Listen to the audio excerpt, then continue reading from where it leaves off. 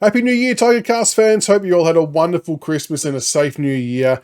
And as with every new year, people love to do predictions, and we are no different here at the Tigercast. So I thought what we would do, have a bit of fun. Let's do a season-long Richmond-based prediction that you can all get involved in as well by leaving your predictions in the comments below. So I'll bring up on the screen now what our topics are for predictions, so you can have a crack at it.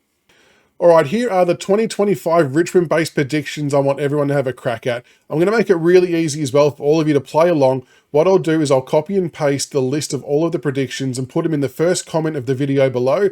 That way you can just copy and paste them and add your answers to the end and reply to the video with your predictions, and we can keep a track of them as the year goes on. But with that said, let's take a look at the predictions we want to look at.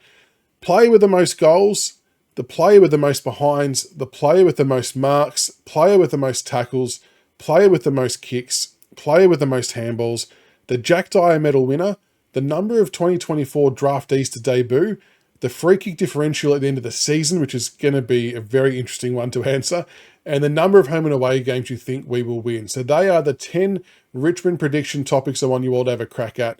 I'll have a go now. I'll let you know what I'm thinking, so you got a bit of a baseline, and we'll see if we're close or if I'm worlds apart from everyone else. So for my ones, I'm actually going to go for player with the most goals. I'm going to go a bit left field and go Ryan Mansell. I think he's in for a big year and he could get 30 to 35 goals. Maybe that doesn't mean great things for us as a team, because it may mean that Lynch doesn't kick on as much as we want, but I'm going to land on Ryan Mansell. Player with the most behinds, I'll go Jacob Bauer. Even though he is a good shot, you got to pick someone, I suppose. So I'll go Jacob Bauer. Player with the most marks, I'm going to say Toby Nankervis, because he can go back and intercept mark down there as well. Player with the most tackles, I actually think that Ryan Mansell could fit this category as well, so I might go him again. Player with the most kicks, I reckon it's out of Short or Tom Brown. I'm going to go with Jaden Short. I just have this feeling he's going to reignite his career in some capacity and get back to his kicking best, so I'm going to back him in. Player with the most handballs, I'm going to go with Jacob Hopper. The Jack Dyer medal winner, it's a tough one to pick this early, I know, but if I've got to pick a name, I'm going to go for Tim Taranto to win the Jack Dyer medal. The number of 2024 draftees to make their debut this year, it could honestly be all 8.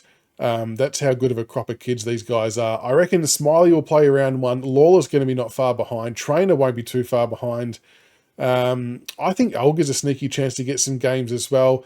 Armstrong and Fall, I think, will undoubtedly be exposed to AFL football at some point during the year. Sims is probably the only one I'm a little bit unsure on. And Houghton, when he comes back from his ACL, if form permits, he could get a gig too. But I'll go conservative and say 5, but I could quite easily see that being a lot more. The free kick differential at the end of the year, we traditionally get torched in this area. I'm going to go negative 86 will be the free kick differential. I just can't see why or how we will improve in that area. And the number of home and away games that we'll win, without wanting to pin all of our hopes and dreams on one player, if Tom Lynch plays most of the season, it definitely gives us a better chance to win, maybe 6 to 7 games roughly. That might seem like a stretch, and I don't know where they'll come from, but he definitely straightens up our foreline and gives us more presence and more target to kick to.